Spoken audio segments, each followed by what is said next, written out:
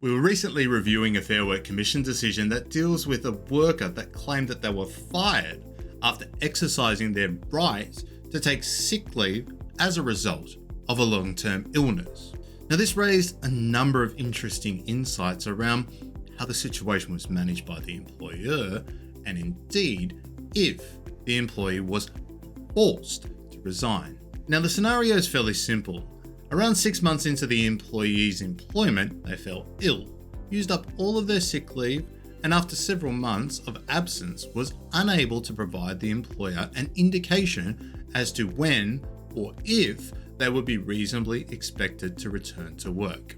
Now, throughout the conversation, the employer requested the employee to return a company vehicle, which the employee alleged caused him significant stress.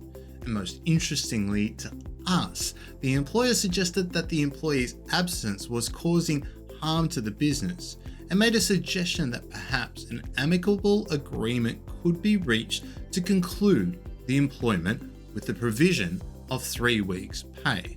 Now, the employee argued that consistent requests around when he would return to work, to return the company vehicle, and of course, on top of this, the suggestion of wrapping up his employment amounted to him being forced to resign. Now, the Fair Work Commission ultimately found that although the employer put forward an option for the employee to conclude their employment, this in no way amounted to coercion of the employee, and at all times the employee had the choice to continue their employment and not accept the deal. Now, why we found this case so interesting is that commonly when we're faced with a challenging performance management or other employee situation, we found it a great option to discuss and formalize a mutually agreeable terms and conditions to conclude the employment, instead of continuing through what could be very much an ugly process for both the employer and the employee. Now, of course, I really want to emphasize that these agreements that we are talking about are mutually agreeable arrangements and are often beyond what the statutory entitlements are for the employees.